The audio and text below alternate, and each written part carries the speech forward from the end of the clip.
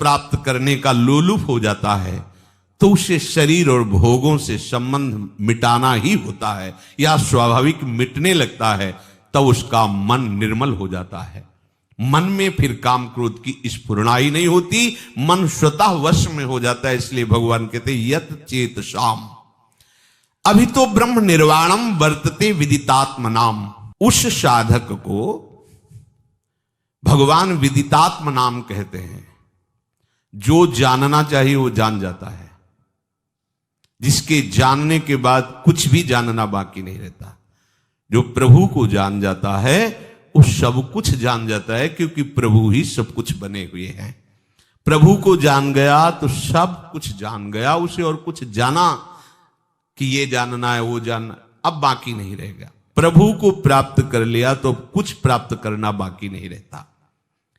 शरीर के रहते हुए वो ब्रह्म स्वरूप भगवत स्वरूप हो जाता है।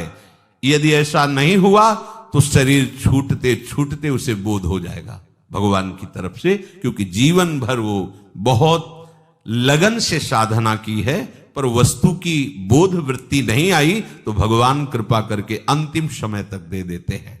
उसकी स्थिति में कोई अंतर नहीं पड़ता, वो जीते जी या शरीर छूटने के बाद दोनों एक ही गति को प्राप्त होते हैं।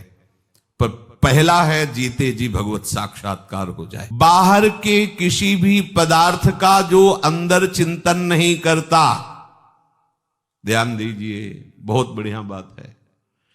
हम अधिकतर बाहर के ही चिंतन में अपना समय नष्ट कर देते हैं।